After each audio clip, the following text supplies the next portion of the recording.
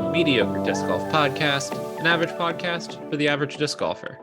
As always, I'm Evan Amstutz, joined by the man with a plan, Dan Hesser. We're happy you could join us. Dan, how are you doing today? Hey man, I'm doing well. I know that wasn't one of my best. Wasn't one of my best intros.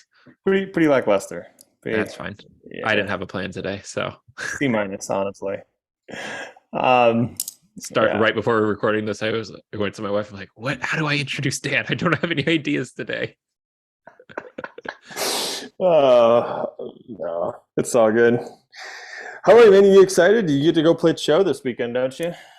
Yeah, heading down to the Chain Hawk Open in Gainesville. It is one of my favorite tournaments. One, because it is so well run. Two, because it is where I spent 4 years of my life and met my wife and all sorts of good memories. So we use that as a time to kind of like do a staycation-ish, Yeah, go for sure. hit up all the spots, go to some of our favorite date places, introduce friends to some of our favorite stuff around town, because Gainesville is a pretty fun place as long as you're there for no more than 4 years.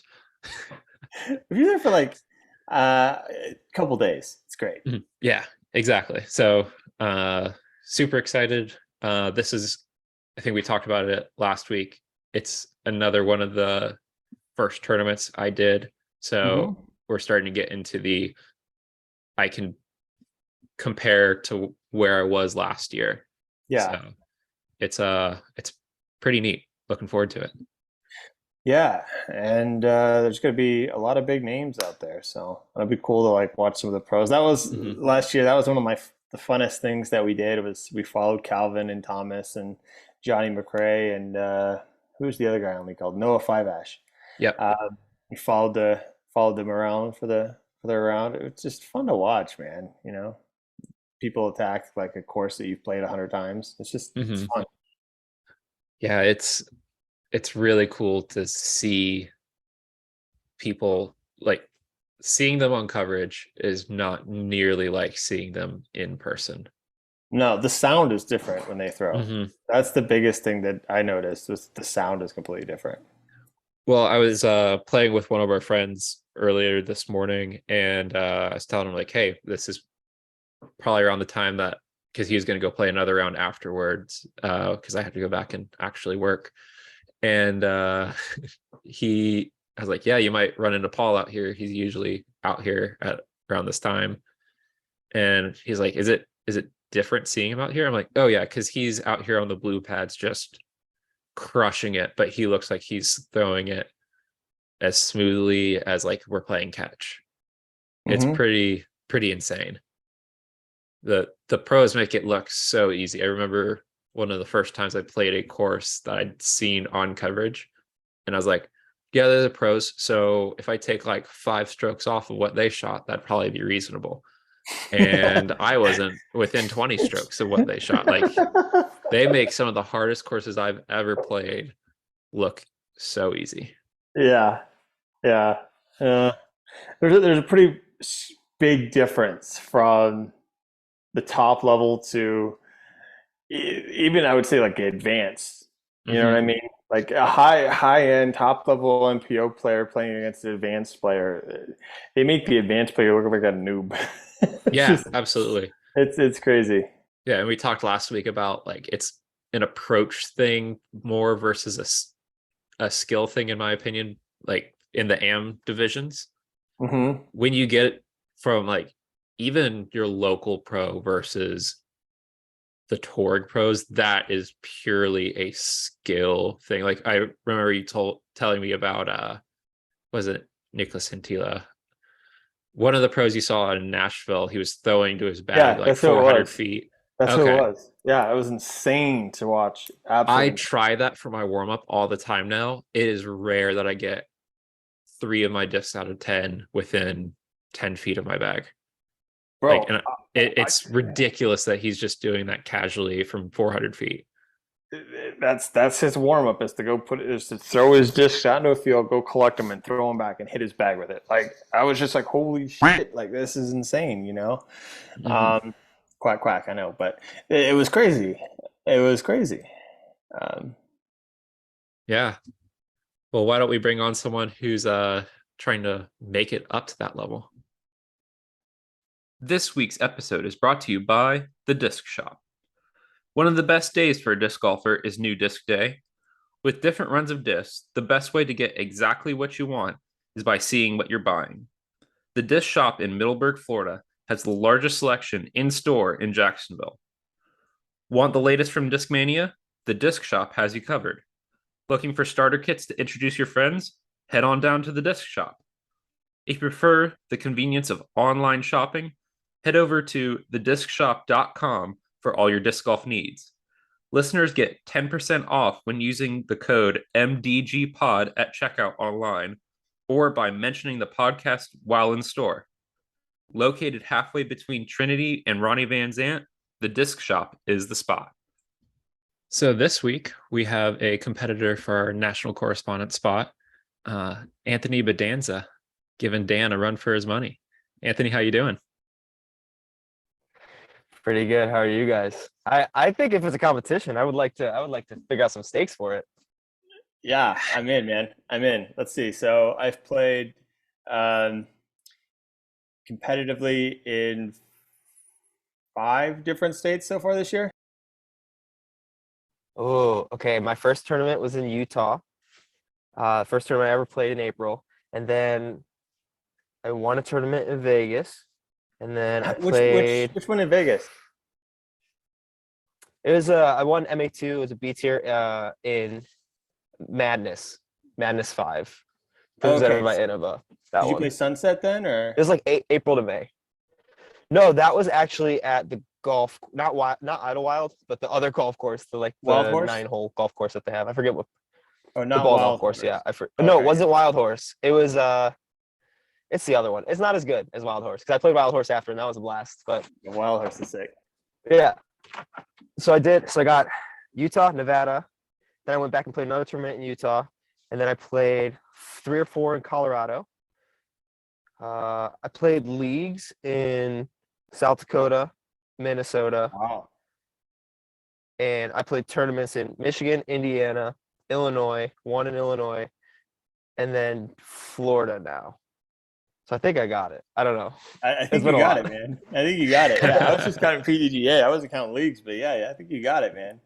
Oh, I mean, we don't have to count leagues. That's okay. I think I still got we it. we take issue with leagues, the rated leagues on this podcast. Oh, they weren't rated, so it's all good. Okay. Yeah, I think it's 6. I think it's 6 then. Utah, Okay. Nevada, Colorado. Oh, one of them actually was. Minneapolis was rated. Oh no, it was a tournament. It was a 1-round tournament. That was my sick. worst rating in the past 3 months. That was bad. So I guess it's 7. Easily forgettable. Yeah, nice. Good job, man. Yeah, my partner's a travel nurse, so we just go all over the place and do that. You've got a little bit different vibe though. You're in a van. Yeah, we've lived in a van since September 2021. So it's been about 15 months that we've been full time on the road. It wasn't for disc golf. I actually didn't start playing disc golf until January of this year. While I'd already lived in the van. So kind of the opposite of a lot of pros who get into disc golf and then they get a van. I got a van and then I got into disc golf. So, but yeah, we've been on the road for a while. We've done like 35 states or something. Wow. What kind of got you into it? Like how long have you been playing? So it's just this year that you've been playing, or? Yeah, so I never touched golf this until January this year, but where we were just like parking different places to spend the day and like do a little bit of work because I worked for myself for a while and my wife has a remote job as well. So we were like parking places to do work, and we parked at this one park in Chattanooga. I always forget the name. I've had subscribers tell me the name of it. It's behind the Best Pro Shop. If you live in Chattanooga, you know what I'm talking about now. But I always forget the name of it. And I had an ultimate disc and I saw baskets and I just went and like played. And then a week or 2 later, we were going to be visiting my friend in Kansas City. And I told him about what I did. And he brought out a stack of 4 discs when we were leaving. And one is an AVRX3 that I still have. One was a Champ Monster, which is like beef. Oh, One of wow. them is a mid-range that I don't remember because I lost it after like 3 weeks. And then a Nuke OS that I lost at a course in El Paso. Someone texted me that I'd lost it, and I lied and told them that I had already moved on to New Mexico, even though I was like 20 minutes away because I didn't want it back because I never threw a good shot with it. So those were my first discs. And so from there, though, I just kind of got hooked and would play as much as I could. My first round ever was at Zilker Park in Austin. I think it was I like love that January park. 18th That's a of great this park. year. Yeah. Yeah, we parked there, and we parked there about a week after we were in Kansas City with my friend, and we spent the night there. And another person who lived in a van, we just said hi and met up, and he's like, "I'm gonna go play." And so I had the 4 discs that were just sitting on my dash. I was like, "I'm gonna go try it too." And so I played there January 18th of 2022, and then kind of the rest has been history. I just kind of got addicted, and I think I've played as of today. Let me check UDisc because I'm pretty sure I'm almost at 150 courses around the country. I'm at 144 courses played so far since January this year, which is a little ridiculous. That's crazy. One of my favorite things when doing this podcast is finding out how ridiculously bad everyone's first disc generally is. Like you never hear like, oh yeah, I started out with an AVR and I just threw that around for a while. It's always like a Champ Blizzard Boss or a Destroyer or like I think the only one, even Gannon Burr, what did he say he had? A Firebird was his first disc because he wanted to play Ultimate. He wanted to try Brody Smith trick shots and he got the wrong thing. Firebird, Champ Firebird. Like even some of the best people we've had on the podcast are like, yeah, I started out with just the most overstable, ridiculous thing that a beginner should never touch. Yeah. What did you guys start with? A Innova Champ Archon. Wow. It's just like an 11 speed that no one throws. It's pretty flippy. My friend was actually sponsored by Innova. She won the World's Amateur Tour. She got me to go out and play with her, and she gave me a rock and an AVR. Well, immediately you're shattering my. She did good by you. Yeah, yeah, but I mean, she was a sponsored player, you know. She's just like, here. That's what happened. She knew what you needed to start with, whereas everybody else was just like, this looks far. This looks like I can throw it far. It looks fast. Yeah. I still have that rock. It's an old beat up rock, red rock, but yeah, Casey Pro. Yeah, it's first disc. So Anthony, one of the most interesting things about you is you're very open about your goal to become a touring pro. What set you on that path for that to be your goal? Yeah, I think so. There's a couple ways I can answer the question. One of them is I'm gonna walk you down both paths. One of them is just my personal path, and one of them is a business path. The personal path is whenever I get into anything, I get into it hard. So like when I got into disc golf, sitting in Zilker after it got dark, I was watching foreign videos like the day that I first threw discs, and I was like, I need to figure out how to throw these things correctly. And so just getting more and more into it, and that led to wanting to play competitions fast. So my first tournament was like 3 months after I'd ever touched discs, and like I just wanted to play. And I got the one tournament, I was like, ooh, I got the kick, you know, because I used to do athletic stuff in high school, and so I hadn't done a lot since then. And so just being back and being competitive is like, oh, I love this. I love this gear that I can get into. And so obviously like what I'm searching for was like the next level and the next level. And as I've progressed, and it's been pretty quick, and I've had plenty of time to play because I have worked for myself and now turned disc golf into my job. Like I was realizing like, I feel like I'm pretty confident. And then as I moved up from MA2 to MA1, and then played very well the tournaments that I played in MA1, and my ratings continue to climb, and I see that I haven't done as much form work as I'd want to. And it seems like right now, to be honest, like the tour isn't as hard to get onto as a lot of other professional sports highest levels. Like if you look at a lot of other professional sports, there's such a big pool of athletes that are vying for those spots. And in disc golf, especially having the advantage of working for myself and being able to travel, there aren't a lot of people. There's plenty of people who are very good at disc golf, but are limited maybe by a job or other responsibilities, where if I make this my job and then I'm already able to travel, I can probably register even late for a lot of tournaments because the field size won't fully fill out from the tour cards. And so it's early enough in the sport that I can try and see where that goes. But also just from a business perspective, like I think content and creating content about disc golf is like one of the things I'm most passionate about. And having that goal is just a very achievable goal for my subscribers and people who come along this journey to root for. And so as I'm joining that and trying to get to the highest level, it's just a very easy story for people to buy into, oh, like, let's see how I can get to the next level and play disc golf at the highest level I possibly can.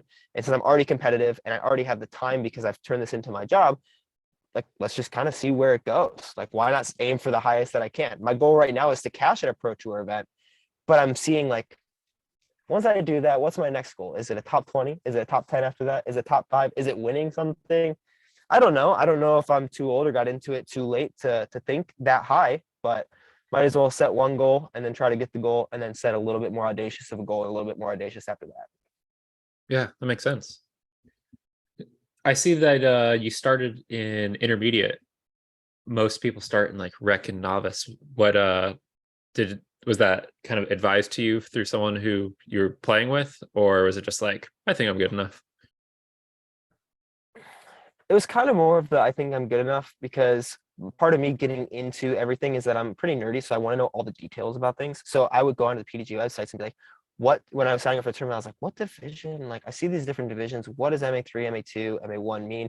And I went on to PDGA and saw, like, this is how far MA2 people throw. This is how many putts they make out of 10 from 25 feet on PDGAs. And I was like, that seems more like me than MA3. So I'm just going to play here. So that's kind of where I started. And then I always had a goal of, like, I want to win 2 tournaments before I move up. And since I was, like, doing all right in MA2, not great, but all right, I was like, I'm just going to stay here and see, because knowing myself, I tend to play up to the level of competition. And we can talk about that as we talk about why I moved into MA1, but I tend to, like, I will play down to worse competition because I don't feel like I have to try as hard. I would rather put myself. So that's why I started in MA2, and I was like, if I really suck, I can move down. And moving down isn't the end of the world. Yeah, makes sense. I struggle with that too. I was like, if you're playing on let's say you go to like your local league or something like that, and everybody on the card is maybe not as good of a player as some of the other players in the league. My scores will definitely be a lot lower than if I'm on a card with some of the higher end players and you're like challenging each other and you're pushing, and then all of a sudden, you're whatever, versus if you're just kind of coasting. It feels like, I don't know. I don't really like it. Yeah, I totally see that. What made you start filming stuff? I think that's a really interesting thing to not only say, I'm going to work all the way up there, but I'm going to be documenting my journey. It also is a little bit of a potentially daunting, because there's plenty of times to embarrass yourself. Yeah, I think this also kind of has those 2 directions I could take it. I think one of them is, so what I'd been doing for a living was YouTube. Like, I worked at, like, just traditional jobs after college, but I always wanted to work for myself and wanted to try to work towards that. And a big thing I wanted to do was making YouTube videos to do that. And so I was working at a bank, and I started reselling with Amazon FBA, just going into retail stores, buying clearance items, shipping them into Amazon, fulfilling them through their warehouses. And, like, that took a lot of capital and things, but I was able to quit my job because of that, not making a great amount of money, but making enough to sustain ourselves, not like saving or investing like we used to. And so after I did that, my main goal was like, okay, I want to get my YouTube channel monetized. And it was a different YouTube channel, more about business, reselling, money kind of things. And so I have had that channel since 2019, and have been working at creating content there and learning how to tell good stories, learning how to film things well. And, like, that's been my obsession, because that's what I'm really passionate about, is telling stories and creating content. And so moving into disc golf, even when we talk about how the professional scene is so new, from a business perspective, like, the money, I don't really think is made in winning tournaments for the next foreseeable future, for the next maybe 5 to 8 years. I think that if you have a really good social media presence, the media side of things probably has more money in it, until really big outside sponsors get into the sport and can start to flood the purses. And I don't see that happening in the next 2 or 3 years. So if I want to make disc golf a full-time living for me, it's probably going to be on the media side of things. And I already had the background of having my own editing style that I knew would translate well over to disc golf, because both on my disc golf channel and my other one, I try to be very authentic and like show the wins and losses, because I'm tend to be pretty comfortable being like, okay, if this sucks, this sucks. There are definitely those trolls out there, and my wife will tell you they definitely get under my skin sometimes. But having the background of creating content and seeing just how much disc golfers thirst for like watching good content, especially off-season time. Like people just always want to be watching disc golf stuff, and there is some good disc golf content out there, but I knew that there was room for more disc golf content and to maybe take it up a next level. So I came in with already having a content background and built my channel, and it's been a couple months, and it's definitely been some pretty good growth. So I think I made the right call there. That's awesome. And that definitely makes sense, because you're right as far as making a living just off of the winnings in disc golf, even like in leagues and everywhere else, is almost impossible. Like it is very it'd be very, very, very difficult to do it. And I mean, you'd have to like really be scrounging pennies, um, but yeah. So the aspect of the media side being a lot more profitable is 100%. So I agree with you. Yeah, and I think some of the top earners still, I think it's like the 10th earner this year was like $40,000, Yeah, which and that doesn't even take into account costs of traveling right. and doing all that. Yeah, or the Yeah. cost of the actual tournaments, right? So what is Yeah. your actual ROI? So like let's say that you spent $400 or whatever to enter the freaking tournament and you win $500. You didn't win $500, you won $100. You know what I mean? So like Right. Yeah, playing 3 days of work, it's a lot. yeah, for sure. Yeah, then you have to get there and all that. I mean, you have to win really big events to even be in the black. Yeah. For that week, and you have to do that week in and week out. And it's crazy that this is the first year that someone actually hit 100,000, because I think that is Kristen, right? Kristen was the first one to do it, and then Ricky and Paul were shortly behind her. I don't think Paul's there yet. I think he's at like He 96 just or did. something. He just did with the Trailblazer. Oh, he did. Sick. Yeah. Squeezed in there. Yeah. So it's very interesting when I talk to people outside of disc golf about like how much money there is in disc golf, because they hear how much I take home in AM tournaments for cashing, and it's never really outweighs what I paid to get into it. But then you look at some of the contract situations with like Paul with Discraft, Ricky at DD, like that's where the money is. And then as well as content creation and social media and all that, doing clinics, that's where the money is right now in disc golf. And coming from a ball golf background, we're showing the purses are millions upon millions of dollars. Even then, the vast majority of the field is making their living off of sponsorship deals. Of everything else that comes with you being an athlete. Yeah, for sure. I mean, that's kind of the same in a lot of different sports, though. I don't feel like it's hyper isolated, but yeah, I agree. Yeah, and I think you probably, with that goal in mind, would have an interesting perspective on like, is that a skewed thing in disc golf? Because that's what I constantly hear is the purses are getting bigger, the purses are getting bigger. But to me, that's not really going to be the viable avenue for 90% of pro tour golfers. Yeah, it's because the purses are getting bigger, and like that is definitely exciting. It's just, and this is coming from someone who I just got into this sport this year, so you could take what I have to think with a grain of salt. But even just looking at like raw numbers with it, the purse is growing is really cool. But I don't think there is enough money just within the disc golf ecosystem without bringing in outside like market partners who are not exclusively selling to disc golfers, but see the value in the eyeballs and the attention that they can get from cornering like one part of the disc golf market. Like if like Barbasol, you saw like if they are the shaving cream of disc golfers, that's going to be valuable enough for them, because disc golf as a marketplace is getting big enough that makes sense. But I think the sponsorship side of things definitely is probably where the majority of people are making their money. And even like the pros who are making the most on tour are able to translate that into the bigger contracts with the companies, because I think direct value rather than market awareness is where the money is right now. Like if you can sell something or do a service of a clinic and like provide some sort of direct tangible value, that's where so much more of the money is in disc golf right now compared to just wearing some company's shirt on your back, because their margins and the scalability of that company is too small, and to make that make a lot of sense for them to just pay you just to advertise. So that's why you have so many people who are on ambassador teams who like are paid in products, because that's so much cheaper for the company.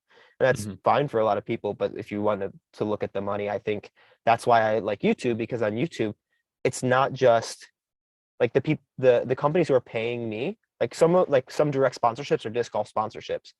But if you go and watch one of my videos and you get serviced an ad, it's likely it probably sometimes it will be a disc golf ad. Sometimes it won't be a disc golf ad though, but it is on disc golf content. And that money, I will keep 55% of whatever the advertiser paid on that ad. And so I'm not necessarily fully getting paid by disc golf companies. I'm getting paid by like disc golf viewership, but it's more outside sponsorships, if you want to look at it that way, for who is advertising against my videos versus just having like specific disc golf companies. It's kind of hard to articulate, but it's an interesting place where we are right now. And I'm interested to see what happens in 5 to 10 years, because if the sport continues to grow quickly, there's opportunity for a lot bigger purses and a lot more money and a lot more people to be able to survive in the disc golf ecosystem. But if the sport stagnates, which I don't think it will, or it takes a while more to get there, I think that just gives more room for more people to get in and get out of the sport, because there's not enough money for them there to stay for a while. Another interesting example is Simon still is one of the most valuable people in disc golf, but up until this year he wasn't winning a lot. He just had phenomenal content. Well, that wraps up part 1 of our interview with Anthony Bodanza. You can find Anthony on Instagram at Bodanza Disc Golf and on YouTube at Bodanza Disc Golf. You can find Dan on Instagram at dhesser and me at Evan Amstutz DG. Remember to follow the pod on Instagram at Mediocre Disc Golf Pod and on Twitter at Mediocre DG Pod. If you'd like to support us, buy our shirts on mythicdiscgolf.com and listen to us every Friday at 3 p.m. Eastern. If you enjoyed the show, leave us 5 stars in a review. And if you didn't, still give us 5 stars and tell us why. We know we aren't perfect because we are mediocre.